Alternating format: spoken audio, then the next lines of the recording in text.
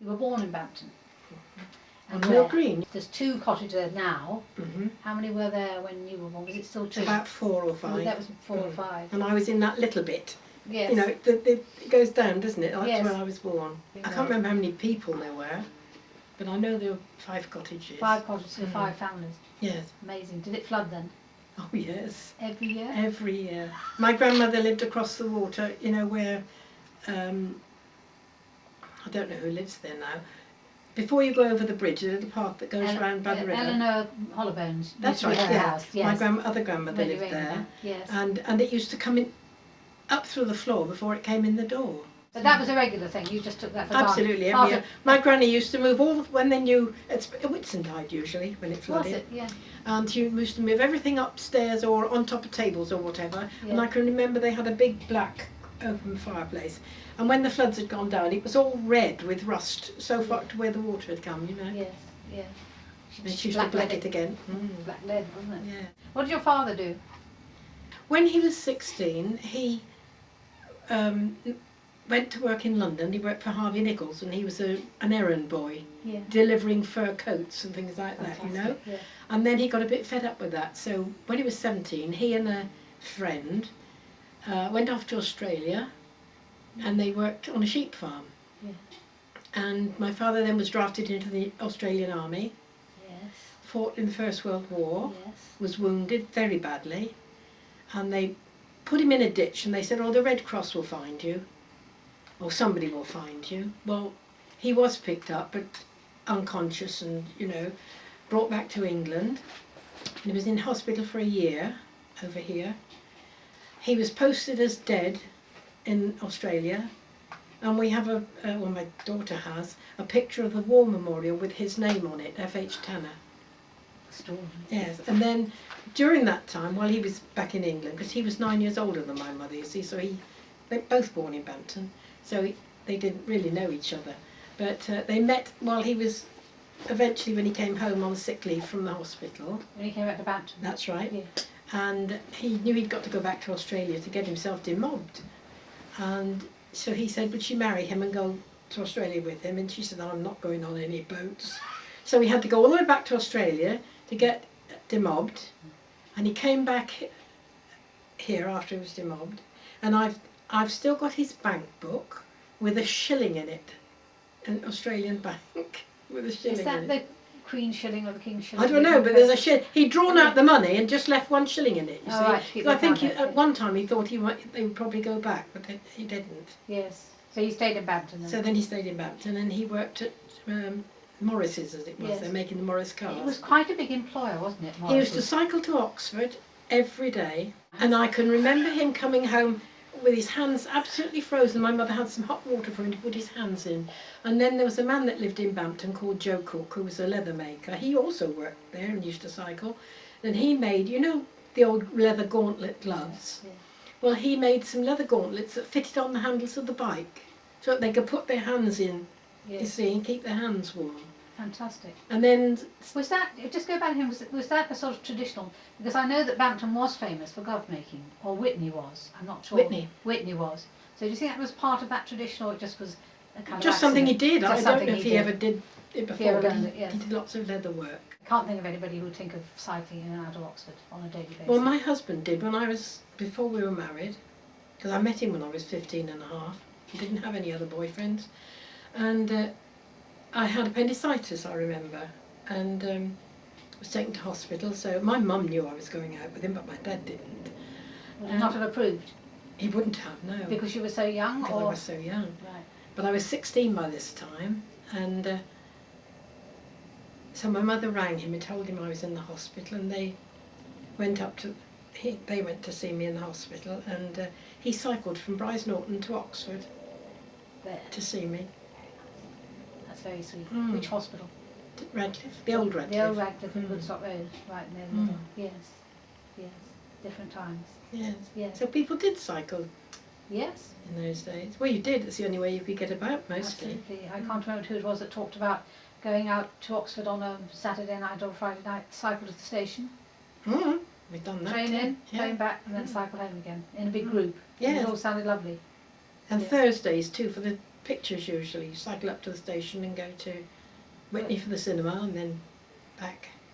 Yes. There used to be a Bampton cinema, didn't there? Yes, on a Monday. It was on Monday, was it? I remember that. Sitting on benches and Yes. baking down, yes, yes. Right, go back to childhood. So you're born in Mill Green, presumably start school about the age of 5. No, I started school at 3. For the simple reason that every morning when the children went along to school, I'd join them and go to school, and my mother would come out and say, "Has anybody seen Vera? Oh, she's gone to school." And the headmaster got so fed up with my mum coming to fetch me home, he said, "Let her stay." Yeah. And I loved every minute of my schooling. All the way up? All the way up. Didn't want to leave when I had to leave. Didn't It's want to lovely. leave at all. What age did you leave? 14.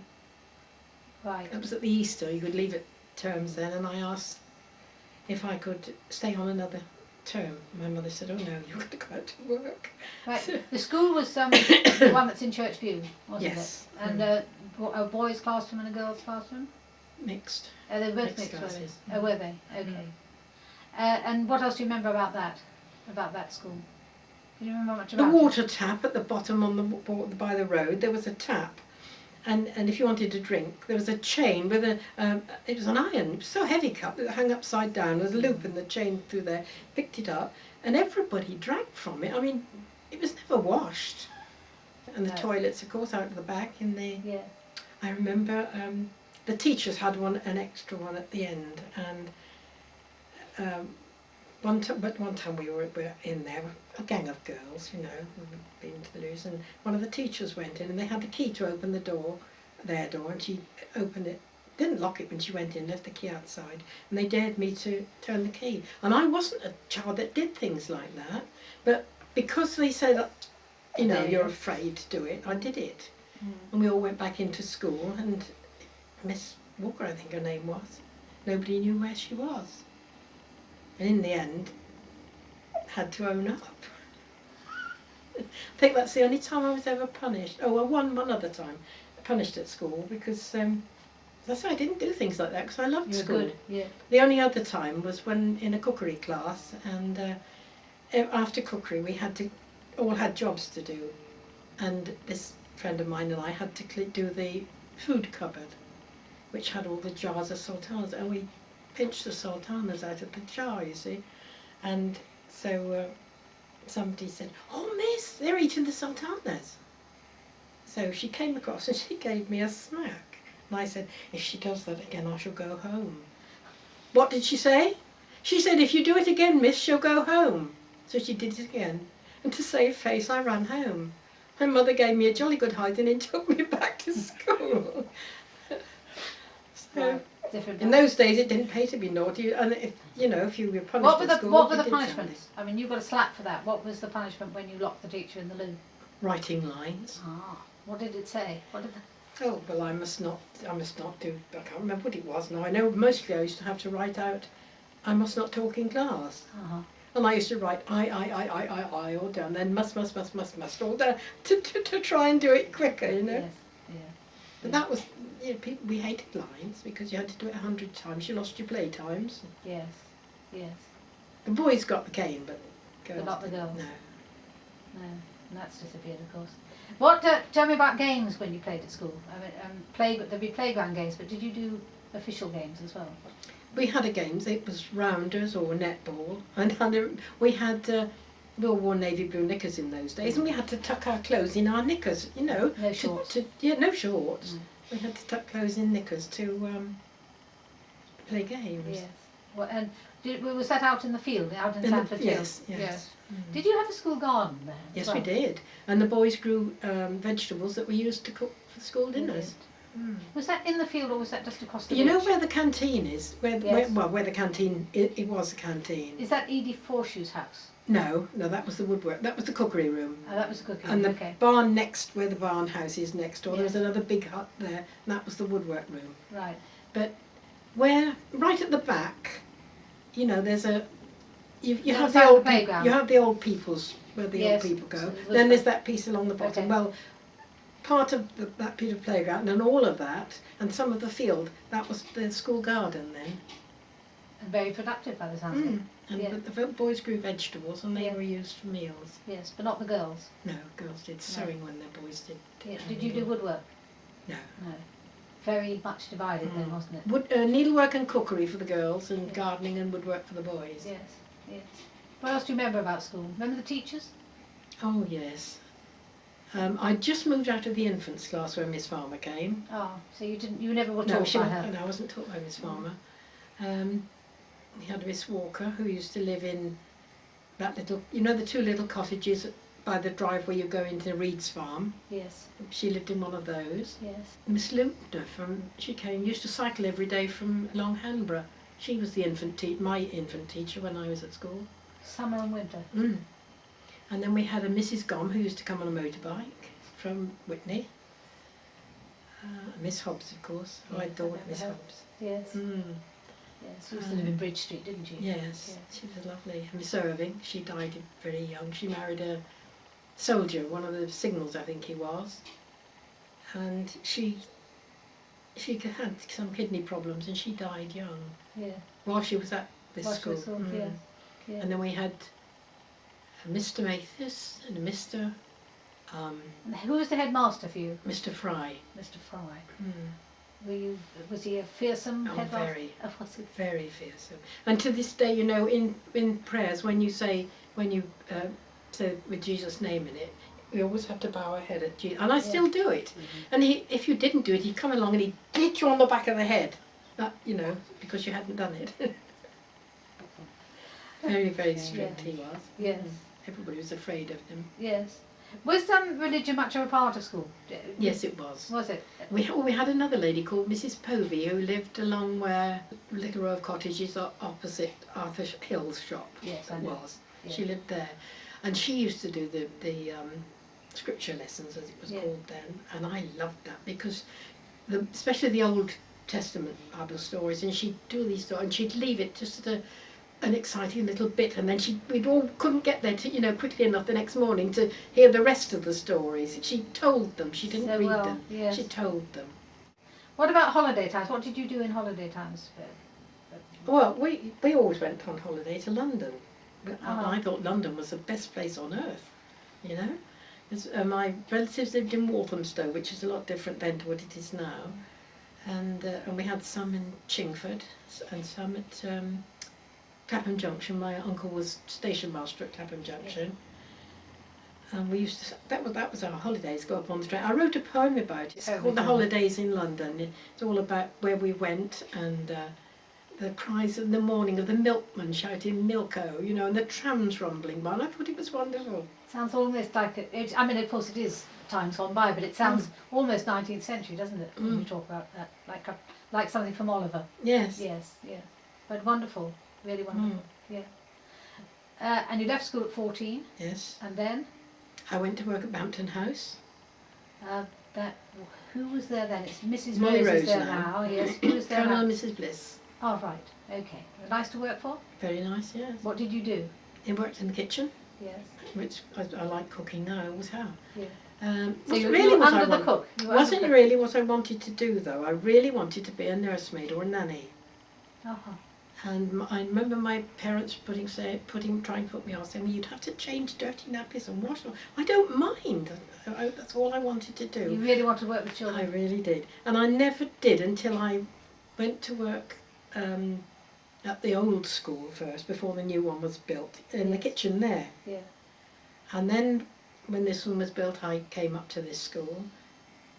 And I loved working with the children there. And one day the headmaster came to me and he said, you're very good with the children, would you like to come and work in the classroom? So, yes, I said I'd love to. Well, I worked with Mary Farmer for 2 years, and then I went to the Oxford Polytechnic, which is now Brookes University, but it was the Oxford Polytechnic now, and did a 2-year course to teach infants. Right. And that was my dream, and I did it. You must have been so happy. And I was. How old were you when you did that 2-year course? I can't remember. But I know I started, although I'd been working in the classroom before, I officially started in 1980. 1965. Every child in the school worked on that. I didn't know a thing about it. But I said when I left school, when I retired, I was going to make myself a fish pond, which I did. 1965 to 1981. Yeah, well that was when I officially, but I retired in 1981 because we had to lose one member of staff, you know, it was the time when they were cutting off staff, and I'd only got 2 years to go. So I said I'd take the redundancy, which I did, and then I went back and worked for 6 years for no pay at all, doing exactly the same work but no pay. Because I would have been bored to tears. And you really loved it. Yes. And then when my husband became ill, I had to retire again. Yeah. And then when he died, I went back and did another 2 years after that. Yes, so you've done all sorts of bits and pieces, and always in Bampton School. Tell me about the teacher training. You must have been so happy doing that. I was. Yes, I can imagine going back to education when you really wanted to do that and you really loved it. I learned a dance like more then than I had when I was at school too. Yes. That was really good. Yes. And I have the letters somewhere, but I can't remember where they are now. Where Bob Smith that was the headmaster then, welcomed me into the school. I was called an auxiliary.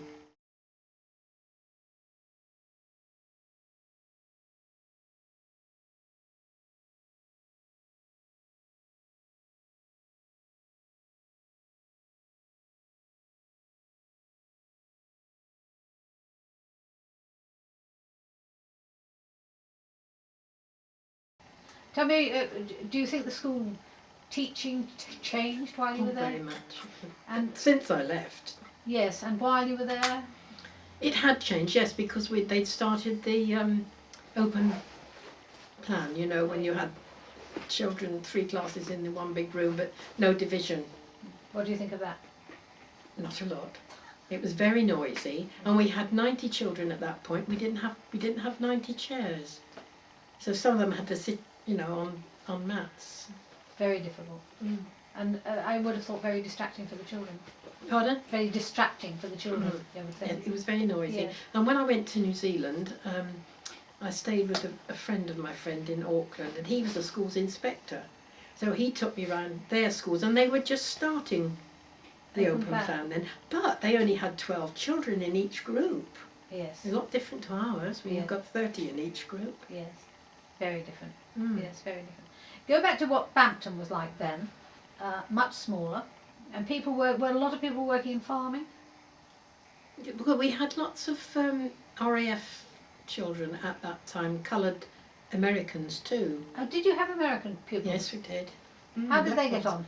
Quite well. And my grandson next door, because they were at school, I taught them. Yeah. And Luke could never call me Mrs. Elward. Adam did, but Luke always called me Grandma.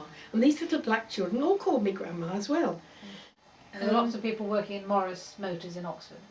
Not so much then, because when the war came, my dad had to go and work at Bryce Norton at the 6MU. What is 6MU? 6 Maintenance Unit, number 6 Maintenance Unit. Did a lot of people do that? A lot of them went to work at the aerodrome when that opened up. Yes, the civilian workers.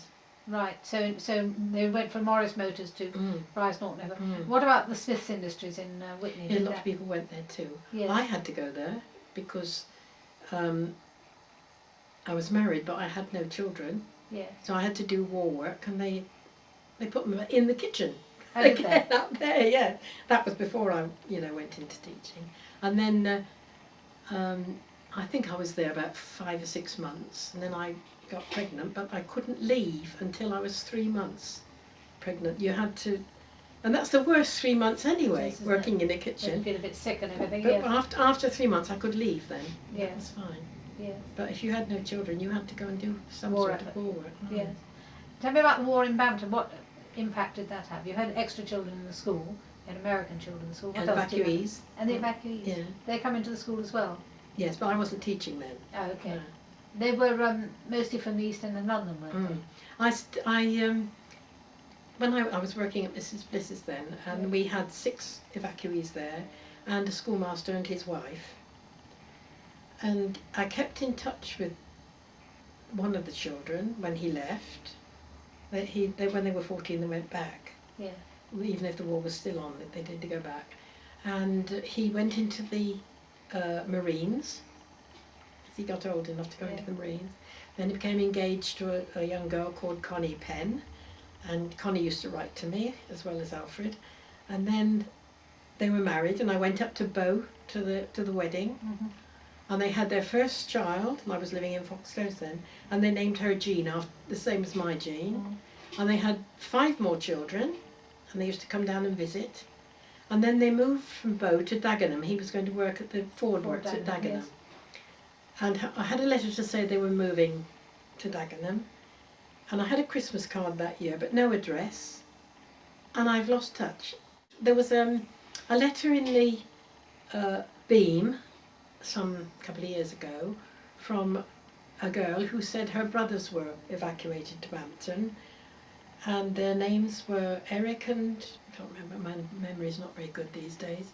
Yeah, you're doing all right. But anyway, the 2 brothers, and they were two boys that were where I worked, Mrs. Bliss's. So I wrote back to her and said, you know, that I'd remembered them, and I would like to get in touch with Alfred Ellis, because I lost touch with him when he moved to Dagenham.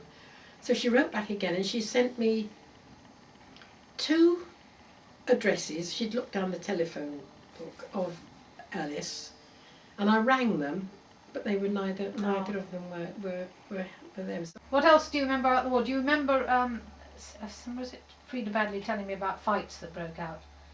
Do you remember No, that? I didn't know much about that. No. I don't remember that, whether it was in the pubs or out of the bar. I wouldn't know, because you know I didn't do that sort of thing. Depends So, where you lived in yeah, Bampton. I didn't know anything about those. Yes. I knew that the white Americans and the black Americans didn't get on, but I Yes. didn't know anything about the fights. Yes. It sounded quite wild. Mm. Were you a churchgoer? Yes. And did you sing in the choir? No, I didn't, but my children did. Did they? Yes. Mm.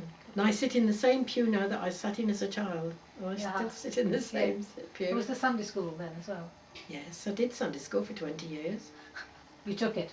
Yes. Yes. You've just been involved with the children all the way through, haven't you? Really, yes. My mother and 2 or 3 other ladies used to run a sort of canteen place in the WI Hall, social evenings they were called, and they used to invite the service people to it. And they used to have these special socials where you paid 6pence to go in, and I could go because my mother was there, you see, because I was 15 then. And one night some RAF boys came down, banged on the door. Do you remember Mrs. Glenister? Do you remember her? I remember Her husband was stationed, worked at the station. I remember the name, but I don't know. Well, she lived in Church Street. She was always on the door, and these boys came in. And how much is it to come in? So she said 6pence each. Which is 2.5p. David, my David was amongst them, and he said he'd got 6pence, the others hadn't. So he said, well, I've got 6pence. They hadn't got any money, because they only had 9 bob a week or something like that, wasn't it, in those days? And she said to him, are you Welsh? So he said, yes. She said, well, my husband was at such and such a station in Wales. Come on in. So she let them all in for 6pence. It was refreshment time then, cups of tea and biscuits. That's what they had in refreshment time. And then she said to him, now, you go and ask that little girl down there to dance with you. And my friend who died, I went to her funeral on Monday. She and I were there, and she was an excellent dancer, and I wasn't that good. And as he came down, you see, Gladys got up, and he asked me. And she'd sent him down to ask me to dance. So, and he was a wonderful dancer. He taught me to dance really properly. Yeah. And that was it. We danced, and then Gladys and I were going for a walk one night, and we saw this chappie coming down the station road, and I said, that's the airman that I danced with. Anyway, he came across and spoke to us, and walked with us, and then he said, could he see me again? And so I was a bit worried, so what will my parents think, you know? So I did say yes, and so where were we going to meet? Well, we'd meet up this road, but this was allotments then, and I knew my dad would be in the allotment, so Gladys and I went up this way, and the boys came up the pieces and met us up the road. Yes. Go back to working for Mrs. Bliss. What was that like? You worked in the kitchen? I did. How many people were working in that house? There was the cook, myself, parlour maid, housemaid, 2 housemaids, Percy Bowerman, you knew him, he was the chauffeur. Did you know Sidney Poole? He was the odd job man, and they had a gardener. That was 8. Now Percy used to live in those little cottages, yes, opposite Arthur. Yes. And he inherited her car, That's didn't right, he? yes. Which was a Morris Minor. Yeah, And they he had was very 2. tiny. They had a big one and a smaller one, and And he had he the used smaller to one. peer over the steering That's wheel. right. He was very small. Mm. Yes, I do remember that. Mm. Yes, it's quite a large household, isn't it, Mm. really, of people looking after the house. But the servants' quarters that were then are now the garages. So that was the servants' quarter, that bit there. Yes, but you didn't live in, did you? You stayed at home? No, I didn't live in. Yes, I just but went did most young girls... all the others lived in. Yes, so most young girls Mm. going into service, it was called, wasn't it? Would leave home when they were 14. I had 7 and 6pence a week Yes. there. Did that seem good? Well, yes, it was to start, but after 3 years, my father said, you've got to ask for a rise. So she said, well, yes, I'll give you 10 shillings a week, but you must come in on Sundays. Because I didn't go in on Sundays, I always went to church, you see, with my family. Yeah. But she did give me an hour off to go to church. Yes. So then it was 10 shillings a week, 7 Then days 10 a week. shillings a week, yes. And what hours? And then 7 o'clock in the morning till about 3 in the afternoon. Uh-huh. And then I went to the deanery because they were offering 15 shillings a week. Yes. So Who was there? Was that Marjorie Pollard? No, before then it was a Mr. and Mrs. Weston. They always had foreign staff, they never had English staff. Foreign from where? Austrian or German or whatever, because everybody said they were spies in the war, you know. And but they were so awful to work for, really. She slept downstairs on a divan in the drawing room, and there was a carpet in the middle and wooden boards all around the edge, but I had to wash those boards, they were never polished. And the divan was covered over and with cushions and made into like a divan in the daytime, it was a bed at night. And then I had to stand there while she went round like this, making sure I dusted everywhere. Lifted up things, went like that to make sure I dusted. And I remember one day... Did she tell you off? Oh yes, if she never did do, because I didn't leave any dust, but she, you know, if she wanted you, she would come to the lounge door, and she would stand, and you know these, like a football clapper with a clanger there and a clanger there, and she'd stood and shook that, and you had to run. You had to run? You had to run. And I remember once I was clearing the dining room from the breakfast things, and there was loads of washing up left there for me to do when I got in, and it was a long tray, and I carried it in, and there wasn't room to put it like that. I put it that way on. And stupid, I unloaded it from that end, and broke it. And she stopped it out of my pay until I paid for all that china. Well, it's about 6 cups and saucers. Terrible. It must have been, yes, terrible for you. Yes. How long did you stay there? Till I married. Oh, did you? So you stuck it out? Yeah, because the money was good then, 15 shillings a week. Then she gave me a blue wooden necklace for a wedding present. Just blue wooden bead, but they'd been used to black staff. They'd been in India, you know, with Indian staff all the time. That they could, you know, that's where she thought I was one of those. A lot of beads. Yes. So how old were you when you got married? 18 and a half. 18 and a half. It's very young, isn't it? And my husband's photograph and I over there, that was 50th wedding anniversary, this one. And he died 10 days afterwards. Did you know about the facts of life? No, I didn't. No, isn't it extraordinary? No, and I thought when I had a baby my tummy was going to open up. You I had no idea, I really didn't. So when you got pregnant and you find yourself growing, you don't even know how that's going to come out? Well, no, I didn't. No. But of course, then I talked with the nurse. She told me all about those sort of things then. Where was your daughter born? At home? Both born at home. Were they? Yes. That's wonderful, I think. Yeah. Yes. Which was the nurse? Was that the district nurse? Okay. Yes, Nurse Chandler. When I had Jean, I remember her. She gave I had a bad back. I didn't have a bad, you know, birth with her either. But I had a bad back all day and didn't know whether it. But it couldn't have been because it wasn't due for 3 weeks, we thought, you see. And my mother got a bit worried at night, about 10 o'clock at night, so she sent for the nurse and she came and she said, oh yes, she started, but she'll be ages yet, I'll go back and get my husband some supper. So she went off and she came back at midnight and my back was still bad and she gave it a rub and that seemed to help. And after a while, because I was having pains, and I said, oh, rub my back again. She said, get on with it, it's your baby. And then when it was sort of getting towards the end, I was getting a bit like this, so she smacked me across the bottom. She said, come on, breathe in, out, in, out. Did she? Yeah, but she was born at 4 o'clock in the morning, so from 12 to 4. That's But she sounds quite brusque with you. Yes, she was. But Yeah. then with Janet, I had Nurse Higgs. Yes, that's the one I remember. Yeah. Yes. But she didn't have time for anything. I don't know whether it is or not. And then it came again. I said, oh, you better go and get the nurse. And I'd been saying to him for weeks, get some lights on your bike, because it was sure to happen in the night. Anyway, off he went. The policeman tried to stop him, and he said, because we lived in those huts, you know, they were there before but you know the bungalows at the top of the road? They were army huts turned into houses, and we had one of those. And police station was opposite. I was friendly with the policeman's wife, and he said, hey, you haven't got any lights, Dave. He said, I can't stop, my wife's having a baby. And I went on down the road to fetch the nurse. And by the time she got there, just half an hour and she was born. Where was the doctor's surgery then?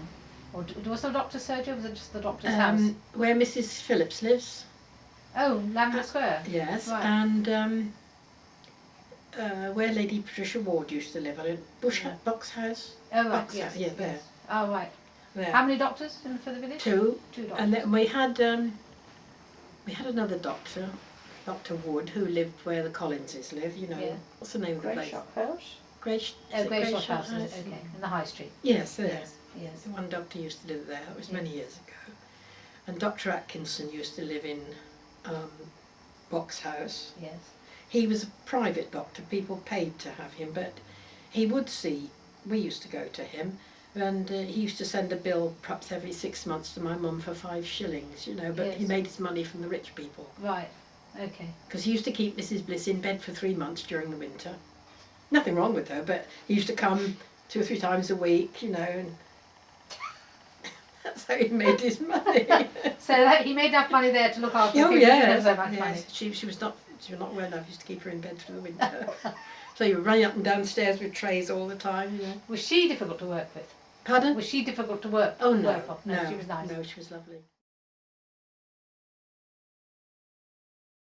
Well, you know the bridge, the over the Millbrook. Yes, down Bridge Street. Yes, that coming up from Weald, Yes. the very first house over the bridge on the left-hand side before the pub. Yes. Mrs. Rogers lived there, and she had a sweet shop. Right. So that's one. Did it have jars of humbugs? And Yes, all things? sorts of things. It was in the room of her house, Yes. but she had it there, and she was open on Sundays as well if anybody wanted sweets then.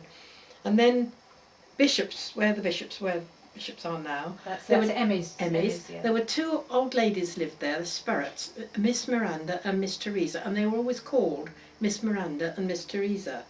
And they had a shop of sort, but it was not like it is now, it wasn't a paper shop. They sold a few sweets, sugar, tea, cocoa, that sort of thing. Basic groceries.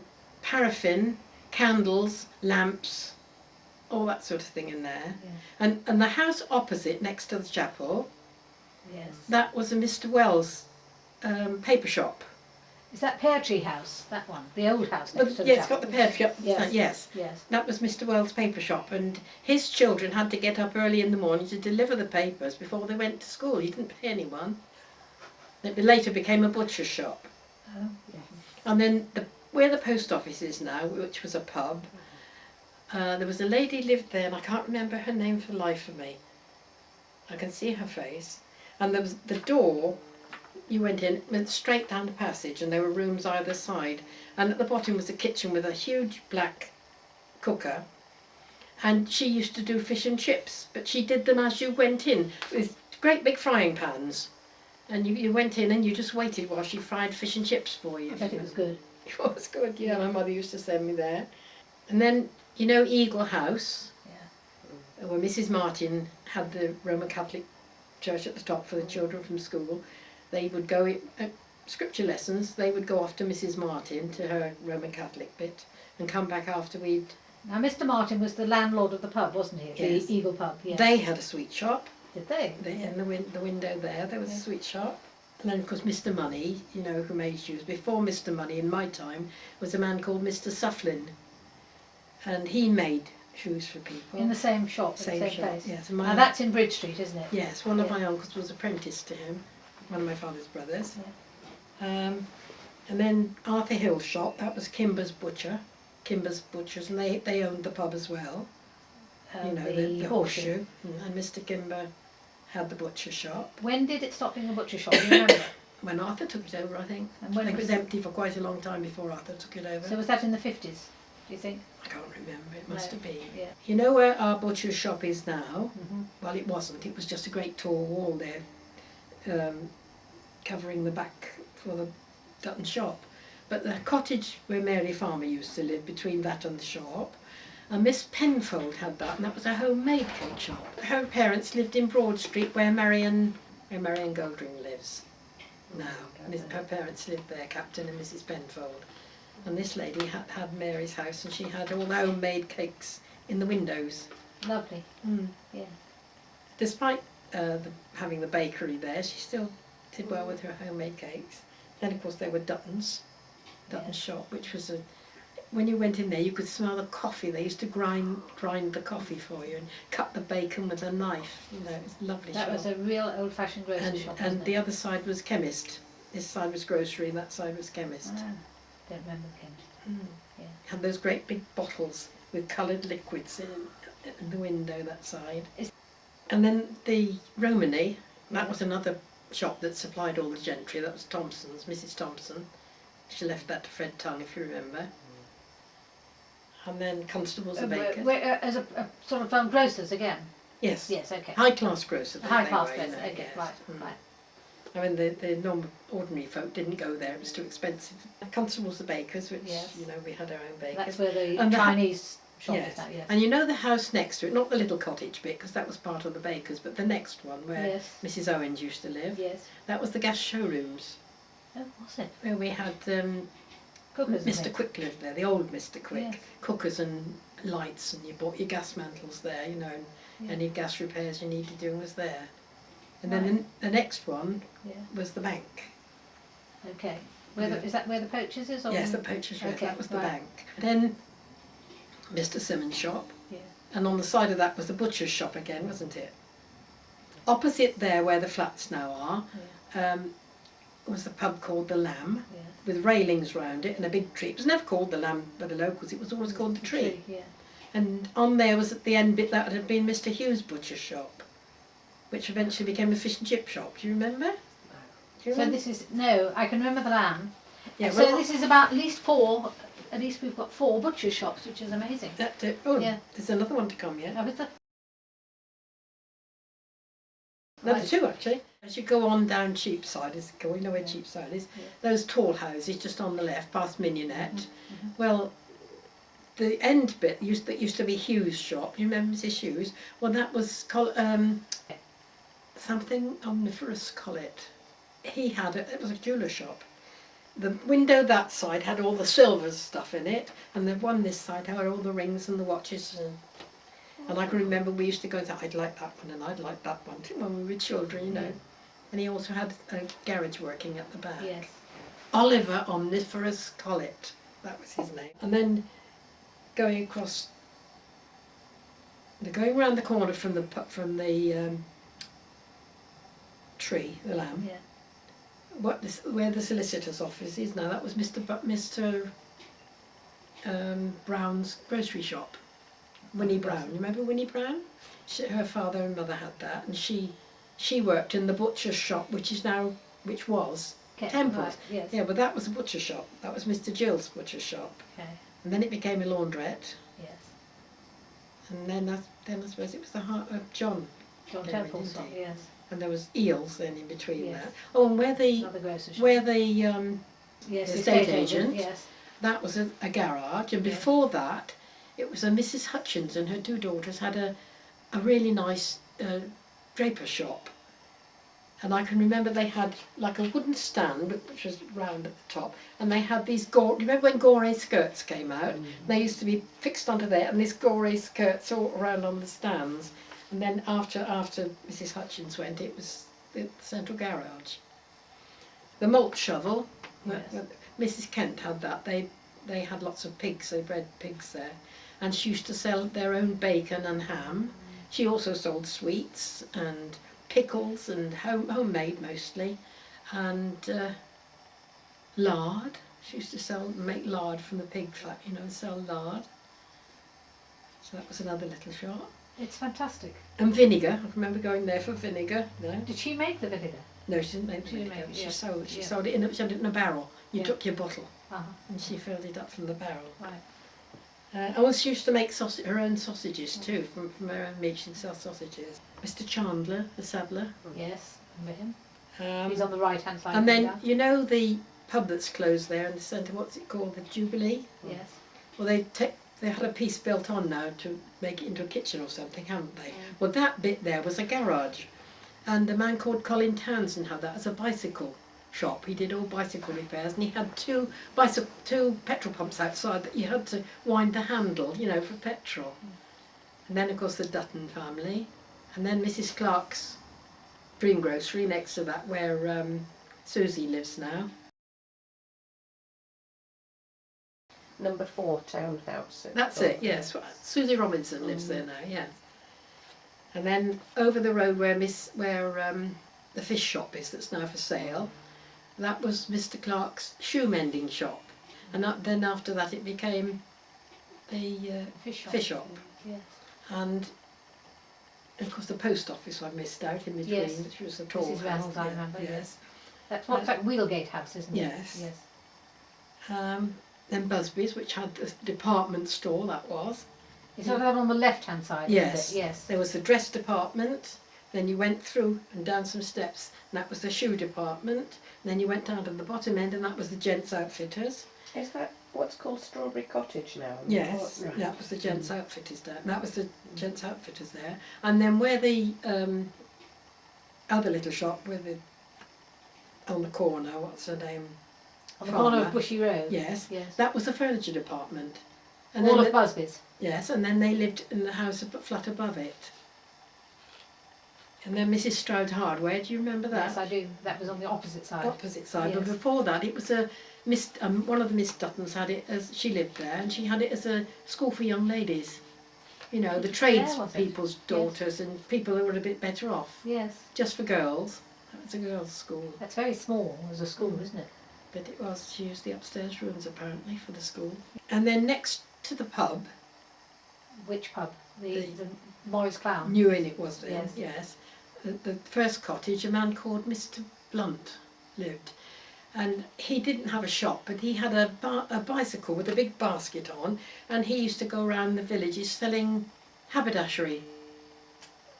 Like an old-fashioned peddler? Mm. So did Mr. Hill, Arthur Hill's father. Oh, did he? Mm. Yes. And then down the Aston Road, you know the new houses that have been built? You know the bungalow next to it, where Mary lives? Well, that was a house. And downstairs was a butcher shop. And the window was on the outside of the road. That end now, that was the window. And at the side of it there were some stone steps and a little door. And the butcher was called Mr. Webb, and Mrs. Webb had a second-hand clothes shop in the top there. And I can remember that. We've lost a lot. Mrs. Court? She also had a shop next door. Oh, she did, I'd forgotten that. It was a very short time though, wasn't it, she had that? She sold wool and stuff, didn't she? Yes. Where was that? That was next door to Bovington's. It is remarkable that the village, it was much smaller, half the size. And self-sufficient, practically. Practically self-sufficient, and all this choice. Yes. That's wonderful. What do you think we miss now? What do you think we lack now? Everything. Everything, yes. For instance, when you go into the shop, there was always chairs you could sit on. You handed your list over to the fellow behind the counter, and you just sat in a chair while they packed it all up. Did it for you and put the sugar on. We bought sugar in blue bags out of a big sack. They'd shovel it in and you'd fold the tops down, hadn't they? And the butter was in a great lump, and they used to cut that off and measure it, weigh it out, and pat it up with some butter pats. And the biscuits in the shop, I remember too. They had a whole 2 rows of biscuits with glass lids, biscuit tins that were the glass lids were facing. They just lifted them up and took the biscuits out. No wrapping paper then? No. No. No packaging. No. Was there a hairdressers in the village? Because now we seem to be overrun with hairdressers. Yeah, no, there wasn't. There was, when I told you Colin Townsend had his shop next door to the Jubilee, during the war, do you remember Granny Brooks? You know Granny Brooks? Nellie Brooks. Yes. Well, she had a niece that came down during war because of the bombing in London with a friend, and they opened that up as that little garage place as a hairdressers, and they had 2 basins put in there and just hand dried it, and they did that through the war. I used to do hairdressing too. Yeah. Before I did the schoolwork, and I didn't train, I just could do it. It started that I did a friend's perm one day, a home perm, and then she told somebody else, and they came to me and said, would I perm theirs, and I did, and somebody else said to me, why don't you just charge for doing a perm? So I used to do a shampoo and set for £0.50 and a perm for £1. Right, £0.50 is 2 shillings and 6pence then. How much is that now? 12.5p. Something like that. So 12.5p you did. Yeah, and then it's by word of mouth it spread, and I used to go to Aston on my bicycle, and Tanfield, and Blackbawton, and then I got a motorbike. Did you? So I used to go on a motorbike then, yeah, a little 2-stroke. Yes. The case strapped on the back. Yeah. Right, I lost count of the shops, but I know that there was a lot more pubs than there are now. 13 pubs. 13 pubs. The Elephant and Castle. Yeah, down Bridge Street. The Wheatsheaf. Yes, where the post office is. The Eagle. Yes, Churchview. Horseshoe. Where it is now. Talbot. Yeah. The Lamb. It's in the centre. Malt Shovel.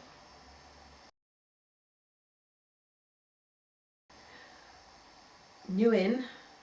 Morris Clown. Yeah. The Swan. Those are the ones I can remember. Swans on the Buckland Road. Yeah. There was where Mr. Day lives in Broad Street. That was a pub. That was the Plough, I think. Yeah, and Prospect Place. Prospect, the cottages at the back of the tall house. Not the one where Dr. McCartney lived, but the others. My uncle lived in one of those, and they still had the settle seats along with the fireplace, when they lived in there. But I don't know what the name of that one was. I remember 11 and know of the other 2. Yes. There also was the old, the post office where Mrs. Reynolds was. Yes. Wheelgate I House. don't remember this, but I've heard my mother say there was a man called Alfie Bryant, and he had a boys' school there. Yes, private. I've seen pictures of that too. Yes. But I think that's 19th century. Or No, early I've 20th. only heard my mother talk about that. Yeah. I didn't remember. What do you remember about the old grammar school? Because it's Going there for God, we had our guides there. We used to go up the stairs, Yes. and we had the roof pot, but it was Beautiful. it was. But there was a little room on the side, and they called it the glory hole. And we were not allowed to go in there because the floor had holes in it, so we were not allowed in the glory hole. But we used to have our corners, up there. Your different groups. Yes. Emmy Bishop was a lieutenant at one time. Miss Preedy, the vicar's daughter from Aston, was the captain when I was in it. And Emmy was a lieutenant. That's Emmy that was later Emmy Packworth. Yes. Yeah. And she used to go around with her cart on a Saturday with her horse and cart. And you could hear Emmy a mile off shouting out, "Whoa!" And we were on church parade one day, and we go. What was the horse and cart for? Just to. She sold groceries and she sold groceries and groceries sweets from the car on Saturday afternoon. And we get to church this particular time, on church parade. We get to the church door, and instead of Emmy saying halt, she shouted out, "Whoa!" Forgot who she was talking to. Did she do that with George Bishop then? Was it the two George of them? did it after Emmy. Oh right. For a while. Yes. Polly the horse. Yes. Polly used to feed. She would be serving somebody, and the cart would keep going a bit further because Polly was feeding on the grass from the side of the road. Yeah. There was also a horse and cart that went round collecting the sewage, wasn't there? Oh yes, that was Horace Moore's. Horace Morse. Mm. When did that stop? When Horace died. Nobody else would take it on. Twice a week, I think, they put the buckets out. And he had this sort of round tank thing, you know, with a lift-up lid, and he used to then take it down the Gog Lane and dump it on the fields. There was also another man used to come round from Witney, lived at Tower Hill at Witney, and his name was Benny Clements, but they always called him Raggy. He collected rags and bones, he was a rag and bone man. On the back he had a paraffin tank. He also sold bullseyes. Bullseye sweeties. Yes, I can remember. And they were good, I used to love them. What a funny mixture. Collecting rag and bone. With the paraffin, selling paraffin and bullseyes. There's another chapel down the High Street, next to Dr. Landry, isn't there? Up That was the by the Morris Baptist. Farm. That was the Baptist. chapel. Now, was that used as a Baptist It chapel? was then. And they called it Emmy's Chapel. But they were Because Emmys. they were all Baptists, yes. What, the Papworths or the well, bishops? Emmy, the bishops, they were then, they were all Baptists. And Emmy, like she used to collect her Sunday school children and take them. And I used to take mine in a crocodile to church. I used to go around and collect them from all around here. Did you? Yes. Walk them all to Sunday school, rather. Yes. And the Sunday school was held in the church? No, it was held in the library, where the library is now. Oh, really? Yeah. And then Mrs. Crowley came to help me. My daughters did it, you see, first. Jean, when she was in the choir, and she took it over before she went into college. And then when she went to college, Janet took it over. And when Janet went to university, I took over, so that it didn't fall. We had lots and lots of children then, because I collected them and delivered them back, you see. Yeah. And How many? Oh, I should think about 40, 45. Really? Some used to come up from the other way. And then Teresa helped me at one point. Mrs. Crowley came to help. And then Teresa, your sister-in-law, she came to help. And then after 20 years, I thought, well, no, I've done enough now, I think. So Mrs. Crowley kept it going for a while, didn't she, with Teresa? But I remember we had just these big chairs to sit on, and Mrs. Crowley's faith was really, really strong. And I remember her saying one day, you know, if we pray hard enough, I mean, even I didn't believe this. If we pray hard enough, I'm sure that we'll be able to get some small tables and chairs. You know, and she used to say, I'm praying for our tables and chairs. And one day, someone gave us a whole load of little long coffee tables that stacked on top of each other and little tiny chairs. So there you go. For the Sunday school. Fantastic. Yes, very nice. Did it go down then? Because it's very active now, the Sunday school. Yeah, well, we had two vicars who were really not, well, when I was doing it, the vicar never came near. Which vicar was that? Vicar Daw. Uh-huh. He didn't come near it at all. And then when I left, the next vicar was Scott. He wasn't really interested in the children, was he, at all? It just fell apart then. Nobody would do it. It's very active now. Yes, very. The vicarages have changed, haven't they? Because the vicarage used to be Cobb House, but that was way That's back. right, yes. Then it was the very new house, which is along Landels, and now it's the one in. When Mr. Kellaway was there, Yeah. that was when I was. Was that in the new house? Most Sunday school children. No, in the old, in the old Cobb House, yeah. And they had a place they called the parlour there, and that was a room for the village children, and they had cocoa in there. They had drinks that they could make, cocoa and tea and biscuits. It was always kept in there, and they could just drop in any time, books to read, things to write. And that's very caring, isn't it? My children, they used to often say, "Oh, we're going to the vicarage, Mum." And I knew where they were, and I knew they were there. And they used to go on a Saturday afternoon and help him with his gardening. Lots of the children did. You know, they were so good with children. Was it him and his wife, both of them? Yes. Yes. That's very caring. But they're just thinking of starting up another thing for the 13 to 18s, aren't they? And when I was young, we had a thing called the Torchbearers, and we used to meet in where the library is. Yeah. And Vicar's wife used to take us, and we did needlework and knitting, and that was all sold eventually for the Bible Society or something, you know, for missionaries. Yes, so that was all part of the church. That was part of the church. And Mr. Eden, who was a woodwork master at the school, he had the boys there, and they made things, woodwork and all sorts of things, and theirs went to be sold for the missionaries as well. That was quite a thriving church club. Yeah, yeah. Yeah, it was just called the Torchbearers. Yes. Had a little both boys badge with the torch, you know. Yes. And I think they're lacking a youth leader at the moment for the older children. But I didn't ever allow my children to go to the youth club here when they were young. Well, was there also a youth club then? There was the Torchbearers, which was church, and was there a youth club as well? There was a youth club when my children were young. Right. But I didn't ever let them go because it was quite rough and, you know, so I didn't ever let them. They held it against me because I didn't let them go. And they didn't walk the streets like a lot of them did either. No, there was none of that. I was never allowed to, and they weren't.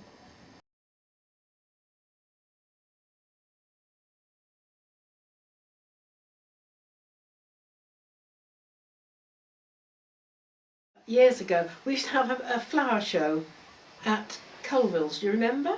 No, you don't remember that. No. They used to have a, you know, the field just past the entrance to the house on the Canfield Road. There's a field next to that. They had them in there, a flower show. What did they have, in a marquee or what? Yes, there was a marquee, I think. Yes. Just for the exhibits, but I must have been very young when that happened because it's a very long time ago. And they used to have floats then. Yes. What was that for? It was just a parade for the day. Just a parade for the day. That one's gone, hasn't it? Yes. What other things can you remember? Used to be country dancing classes every week. Don't have that anymore. Who took those? Mrs. Pratt. Remember Mrs. Pratt? She was a school teacher at Bampton. And then there was youngsters that go and the old ones don't. Mrs. Cope with her ballet school. She had a ballet. Do you remember her? No, no. My girls both went to that. Where was that held? Village Hall? In the village hall, yes. Yeah. There were quite a lot of children in that. They wore little straight white tunics with splits up the sides. Whist drives. I used to go to whist drives. I think they still go on. I'm not sure. Not in Bampton though, do they? Okay. No. I know. Well, they play. There's a bridge club, isn't there? Yes, there's a bridge club yes, there. Yes. Yes. Yes. Yes. What else can you remember? Yeah, well, I mean, there was the Garlands, which happened then, and that just survived. Just survived. Yes, I've got pictures of that right back from when my elder daughter was 5, and she's 65 this year. And I've got photos going back. Yes. Right up now to my grandchildren, great grandchildren. I made theirs the first time last year for my great grandchildren. Oh, that's fantastic. Because I always did my children's ones, and then when they got too old, I did it for friends. Yes. For their children. I think there was one year quite recently when nobody turned up and Ruth rushed back. So what I do now each year, I go to the school, give a demonstration, and I make all the frames and I give them out. I didn't go and do the demonstration last year, but I made all the frames and gave them out because lots of people won't go and look or find the right wood for the frames, which has to be willow. Yes. Willow or nut, hazelnut, that will bend. Yes. Yes. So I make the frames each year, and then Janet takes them to school and she sends a note out, and it has to be Mum that says, because all the children would say yes and they'd take them and wouldn't do them. Yes. So if the mum sends back and says yes, she's going to do one, then they get a frame. Yes, fantastic. So how many have we got doing it now? I made 16 frames last year. I don't think quite all of them were used. But, well, that's good, isn't it? But the year before, there were 21, I think. Yes. Oh, that's very good. That's healthy numbers, isn't it? Yeah. Okay, when you give up doing the frames, who's going to do them then? Oh, I expect the girls will do it then. Will they? My mother wouldn't allow me to do it until she couldn't do it anymore, because she always did it, you see, for my children. Yes. And she wouldn't allow me to do it till she couldn't do it. So then I took it over. I mean, the girls have watched and helped so many times, they'd be able to do it as well. Yes, yes. So there'll be somebody to take over.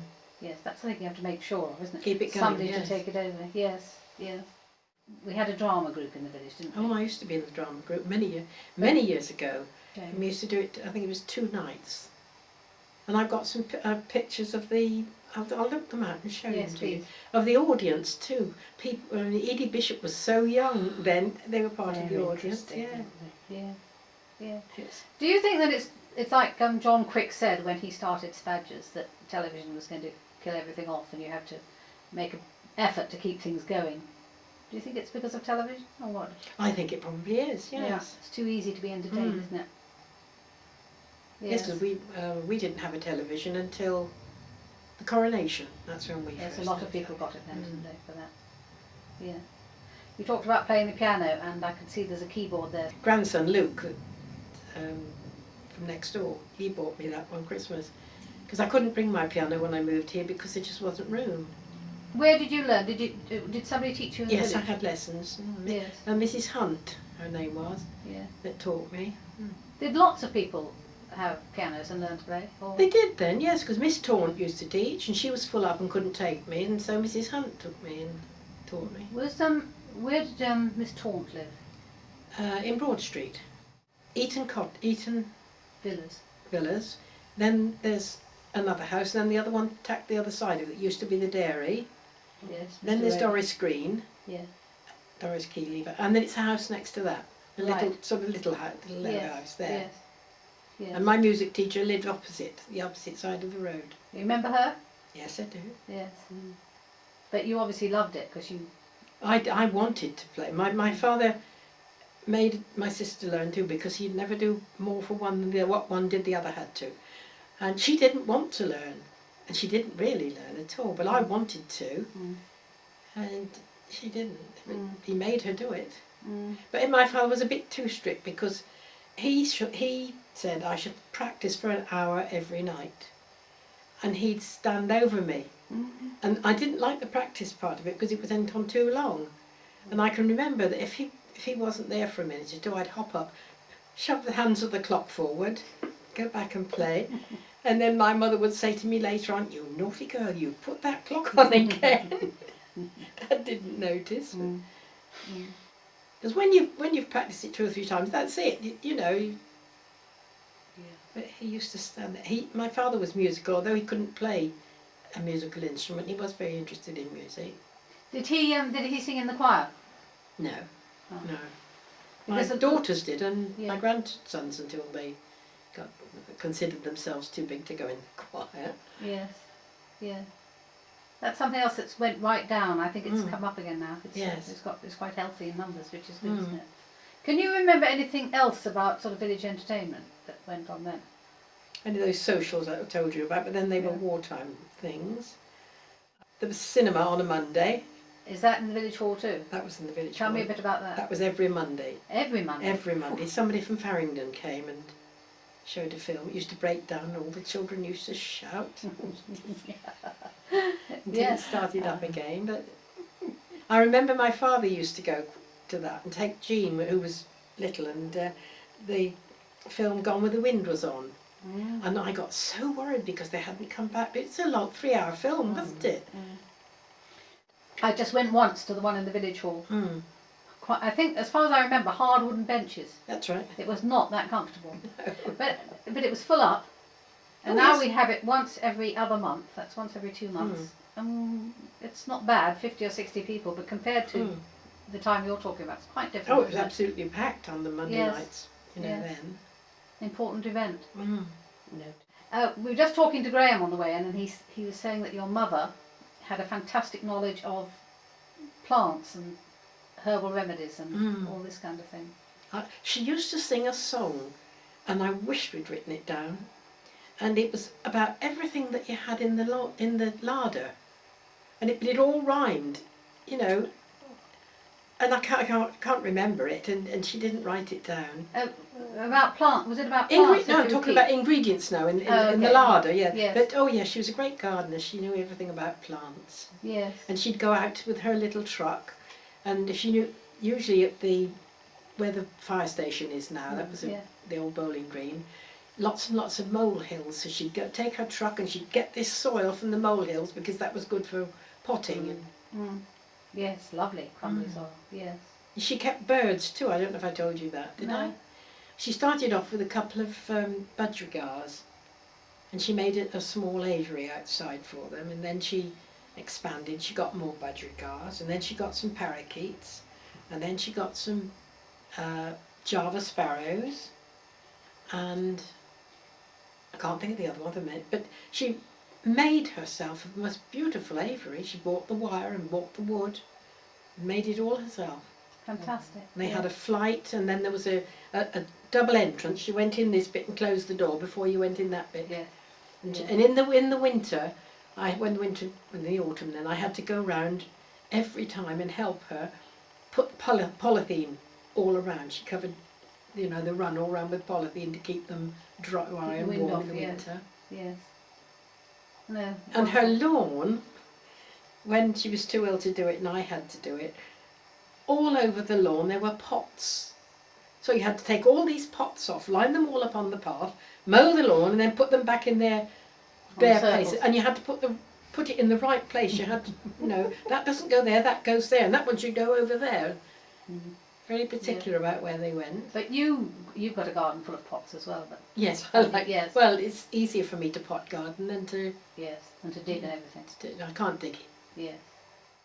There was never a market in the village not in my memory. No. There was, but not in my memory. Yes. No. Used to be around the town hall. We did have. Do you remember we did have a little market that opened up in front of the Jubilee, didn't we? For a while, but I don't know why that stopped. We had a May Day one. No, there was a market that used to come every week, and they put up their stalls in that little bit of ground by the Jubilee. Yes. Yes, because I got some nice venison from them. Yeah, there was a butcher there, but I think it was something to do with planning or something or other that they were stopped from doing it. We could do a farmers' market again, but it needs somebody to organise it. We did a one-off. There was a flower man that used to come, wasn't there? Yes. With flowers and the meat and other things. Now we've just got the kebab van. And I think that's it, yes. Back in the 80s, there was a big push for adult literacy, and you taught somebody to read, didn't you? I went to Whitney College, you know, and did a course, and I taught adults to read. That was quite interesting. The first lady I had was RAF wife from Carterton, and she could neither read or write, and her children were of the age where they needed help, and if Dad wasn't home she couldn't help them. She had a sister in America that she couldn't write to, she couldn't read if she had the letters. So I taught her from absolute scratch the way you taught infants at school. She was with me for 4 years, and by that time she was reading, writing. She read I kept my school books, you know, that I had when I was a child, and she used to borrow those and read them, because she didn't know any of those stories, the Katie did books and all those sort of things. And I taught her, and I taught her. Her daughter was a bit slow, and so the daughter used to come with her mother, and I used to do exercises for them to do, you know, English exercises, which they did. And then I had a couple of local boys that came to me, and when I was teaching, I remember they didn't want to learn, and that Bob Smith was there at that time, and he was very modernistic in his ideas, and he said, don't worry about them, just leave them. He said, when they see all the other children doing it, they'll want to do it. But they never did.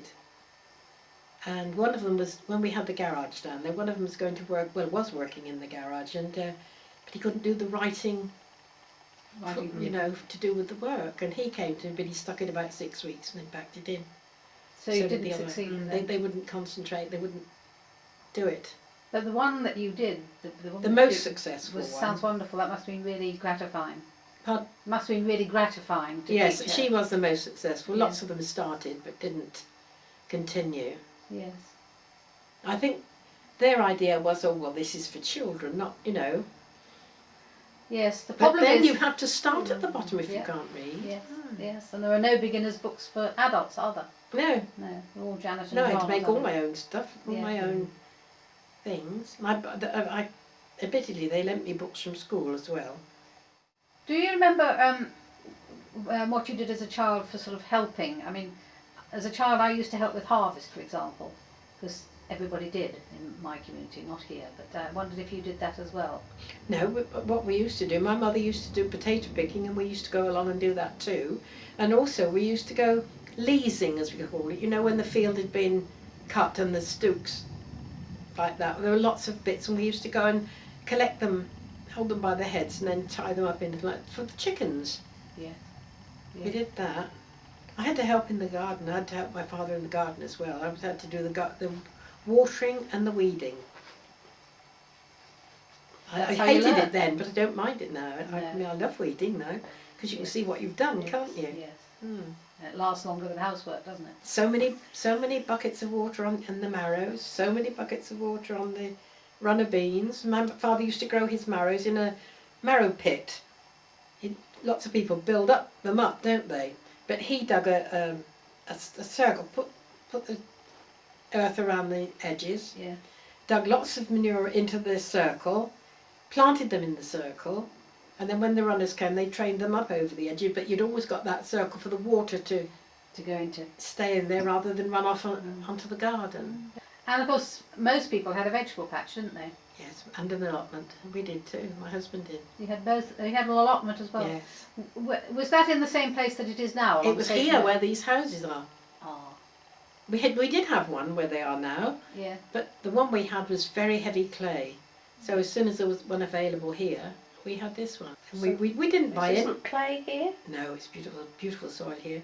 Oh, you're lucky. You could make pots with the stuff in our garden. Well, in Culver Close it was like that, but this is just a seam of really good soil where these are, where the allotments were. But this part here, where we are, exactly here, my uncle used to have the whole piece that went right through to the pieces, because it was all up and down like that, you know, where they dug pits and taken gravel out.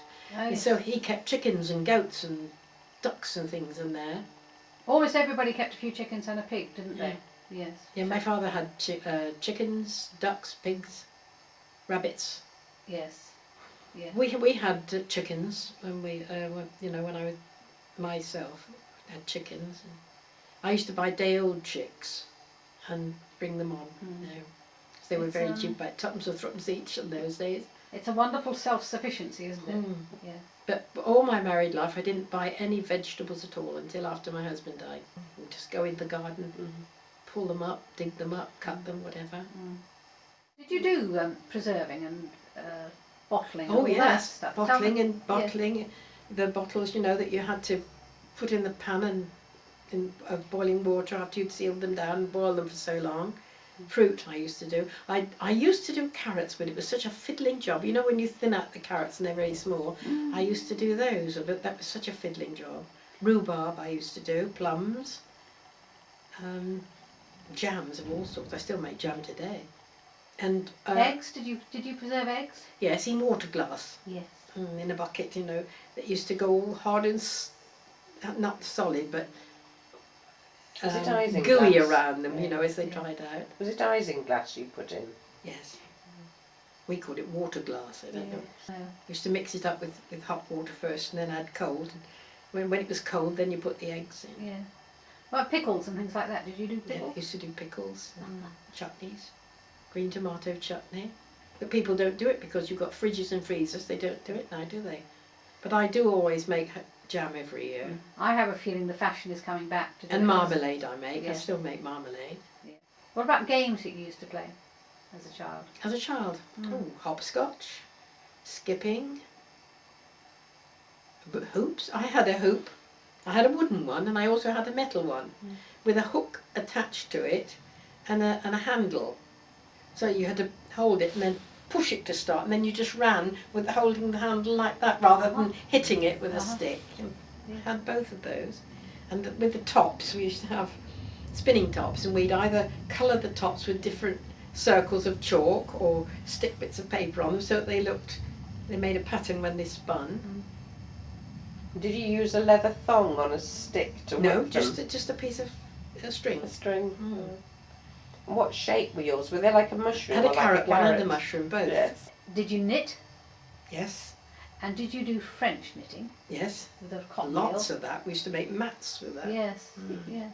I don't know if children, but you don't get wooden cotton reels anymore, so it's hard to make the cotton reel dolly. I did have a wooden one, and that great granddaughter there, Anna, I showed her how to do French knitting. Sewing. My mother used to cut out the doll's clothes for me, and we used to sew the doll's clothes. Yeah. I mean, my father had an overcoat once. I remember it was a check on the outside and sort of a tartan on the inner, you know, underneath the lining.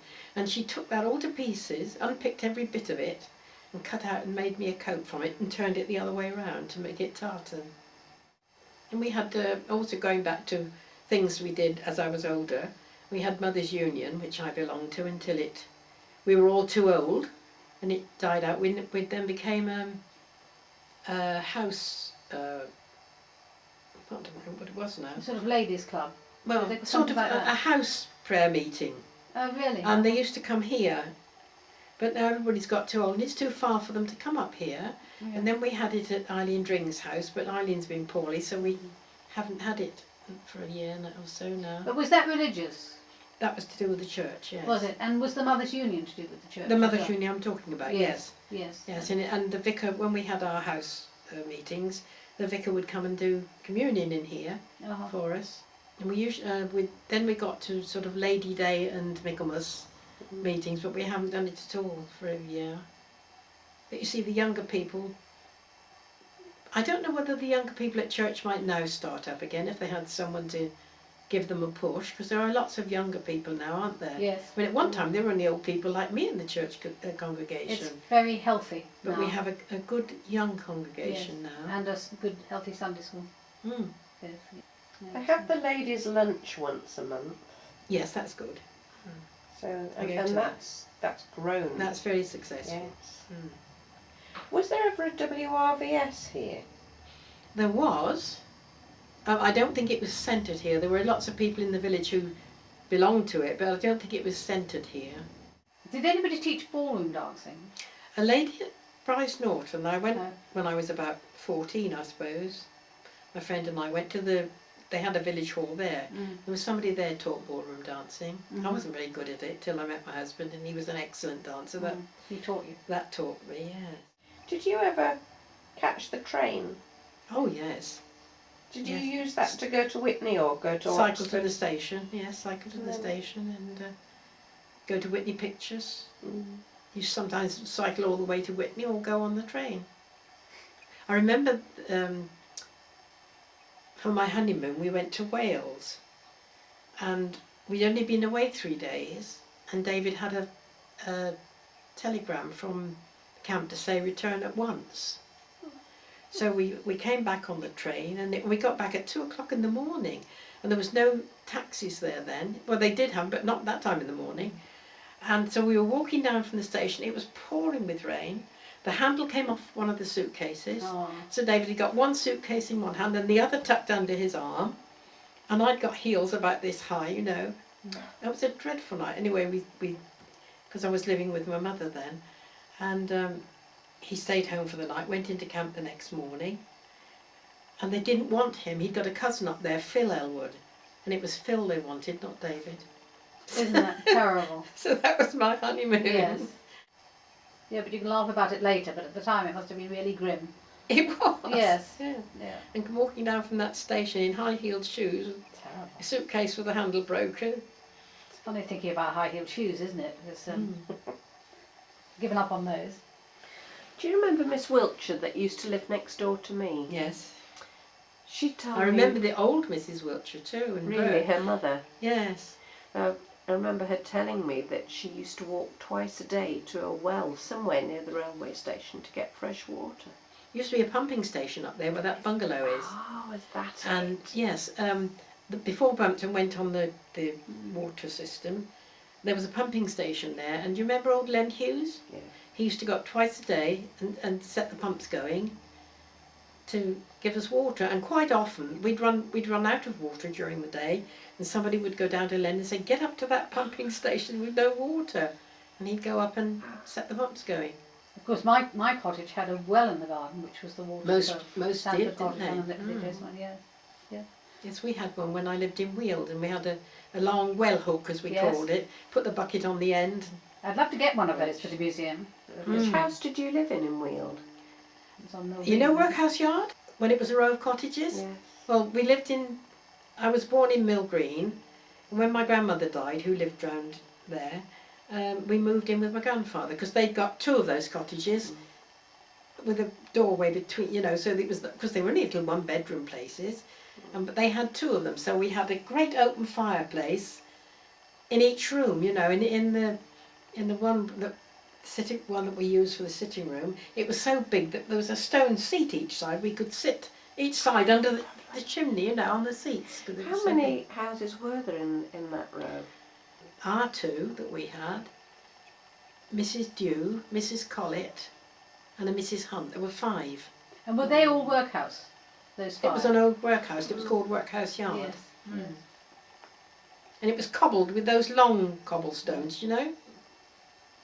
You don't remember it as a workhouse though? No. No. I wonder when that stopped. And there were also 2 houses along the front, which there aren't anymore now, are there? They've sort of gone into the row. But there was the 2 houses along the front and the row going down there. And then the other one where the Owens used to live on the opposite side. Because, do you know Josie's mother? Yes. She was born in one of those cottages. Her mother lived there. And a Poole family lived in the next one, than those 2 at the front. The old lady that lived there, Ginny Tanner, she, on a Sunday evening in the summer after church, she would collect all us children and we'd go down the fields, and we used to go through your yard, and she used to take us down to the river that way. And she was so good. She told us all about what the flowers were, what different birds were. You know, she was a real fount of knowledge. And hedgehogs, she showed us hedgehogs, told us never hurt hedgehogs. And then at Christmas time, in the parlour bit then, she always had a Christmas tree, and all the children from around there were invited. She gave us tea, and then we would go into the parlour, and she would, one at a time, she'd blindfold us, turn us round 2 or 3 times, faced you towards a tree, and you put your hand out, whatever you touched you had. She used to hang it with all sorts of sugar pigs and sweets and things. That's a lovely, kind lady. She was. Yes. But I remember the part they lived in, it was a flagstone floor which led out to the yard, and the chickens used to come in and peck the bits up from under the table, but the parlour was only used special days, you know. Parlour. It's not an expression that people know now. Parlour. I remember when I went to Wales though the first time with David to his parents' home, they had a parlour, but you don't hear it called that now, do you? No, you don't. And it wasn't much used, was it? It's always kept, you didn't use it, no. Yes. It was always High kept. days and holidays. That's right. Yes. Yes. Do they use the word scullery round here, or is that North Country? No, we used to have sculleries, we had a scullery in New Road. And how does it differ from the kitchen then? Well, in the scullery you just had the sink and your cooker, not much else, it was only very small, and then you went into the kitchen then where the kitchen range was, you know. Scullery was sort of the washing up place. When we moved from Weald to New Road, down the bottom, there were only 12 houses, 6 along Bushy Row and 6 along New Road. And we had a sink, but we didn't have a tap. We had a pump at the front, 1 pump for 6 houses. It was in the middle, you know, just 6 houses, and the pump was, you had to take your buckets to the pump your water and carry your buckets back. And then eventually they put a tap in, 1 tap between 2 houses, outside again, between the 2 wash houses, because they had wash houses with the copper boiler there then, and there was 1 tap between 2 houses. When were those houses built? The beginning of New Road? Well, I moved up here when I was 8 into New Road, and I'm 84 on Thursday, so work that one out. So does that make it 76 years ago? And they were new. We were the first people in. So it is 76 years ago. So that is about 90. It's the 1930s, isn't it? That's it. Yeah. And then when was the next development along New Road? The next bit was further on, another 6 houses after the first 6, you know, along this road. Then they gradually came up to the turn where it goes into Fox Close. You know, but Fox Close didn't come till quite a while afterwards, and they started building on the others. Nothing on the other side at all. Right. Just 2 big barns at the end where the playing field was, you know, the bowling green. There were 2 big barns there, and behind the barns there was a pond where we used to catch newts. There's the thing that's gone. Yep. We had a piece of string with a piece of bread on it, and if you dangled it in, they'd hang on to the bread and they wouldn't leave go. So you take them out, but we always had to put them back. We were never allowed to hurt them. It's just the fun of catching them. So that was it in the sort of Bowling Green Close and so on. Is that about the 1960s or is that 1950s? I can't remember when that was, but I know that it was a long time before they opened up Bowling Green Close. You know, they just came along the road so far, and then I think Frida Bradley was the first cook at this school, at the new school. Because Mrs. Slatter was the cook at the old school. She was a wonderful cook. She really was. Very strict with all the people that worked there. You had to do it by the book, you know. But she taught me lots of things. And did everybody get a midday meal then, or was she just teaching cooking? Oh no, everybody. That was cooking for the children. Everybody had a midday meal. I can remember the pots like this of potatoes, and that were cooked. 2 pots of those were cooked, and they had to be mashed. And there was a pint of milk and a ½ pound of margarine put into a saucepan, and the margarine melted in it to put in to mash the potatoes. Did children pay for that, or? Yes, they had to pay. Yeah. But they had fresh vegetables. Beautiful meals she provided. Yes.